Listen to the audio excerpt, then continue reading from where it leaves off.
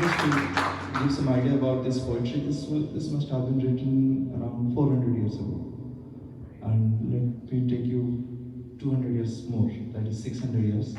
There was a poet in Odisha, his name was Salavega. He was born to a Islamic father and a Hindu mother. And he was never allowed to enter the temple of Jagannath.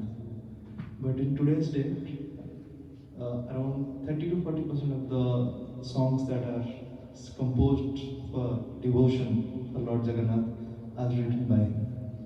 So this piece of music is written 600 years ago. I sang this in Sanskrit actually. I'm repeating this again.